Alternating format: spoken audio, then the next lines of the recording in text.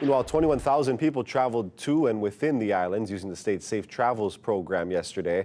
1,200 travelers were required to quarantine because they did not have proof of a negative COVID-19 test result before boarding their flight. And new numbers released by the state today show about 26,000 people arrived last Saturday, the busiest day in the past week and the first spring break. With the number of visitors to Hawaii on the rise recently, there's a growing concern that they're not all wearing masks and practicing social distancing. The Honolulu Police Department doesn't see a problem, but a local vigilante group says otherwise. KITV4's Diane joins us live tonight. And Diane, you were in Waikiki today. What did you see? Well, Mika, I actually saw what both sides are seeing. Are visitors following COVID safety rules? It depends on who you ask, where you're looking, and what time of day it is. A crowd gathers without masks on Fort Tarusi Beach on Wednesday. People standing close together, some not wearing masks, looking at street performers in Waikiki. These are some of what Hawaii kapu quarantine violators is seeing this spring break. It's very frustrating. I've had lots of sleepless nights. Group founder Angela Keene says if you go through tourist areas, you'll see about only 50% of the people wearing masks. That's what her 6,700 members report statewide. Most of the people we've seen have masks on, but it is the middle of the day. People who live here say the closer it gets to darkness and the more alcohol is involved, the more likely you'll see the masks come off. According to police, warnings, citations, and arrests have not increased since spring break started.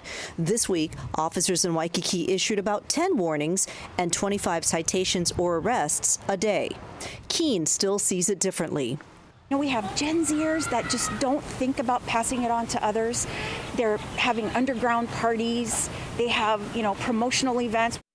She also cites defiance from anti-maskers or lack of education about our rules. We've got 26,000 people here, coming in, and it's way over the top. And it's so hard to control because there's not enough educational marketing about it. Who is the onus on to do the education? It's got to be the tourism industry.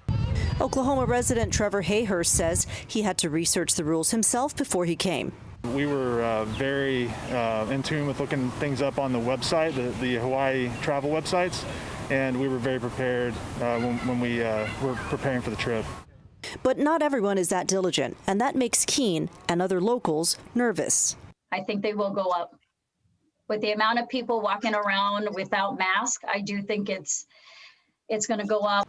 This is why Keene is not letting her guard down. She put out a call to her membership asking them to step up efforts to catch rule breakers. We asked HTA if it feels it's doing enough tourist education. It says it has a COVID alert webpage. It shared a Kuleana campaign video to airline, hotel, and activity partners last October, and it has hotels submit their safety policies, which it then posts online. Diane, KITV4 Island News. Thanks.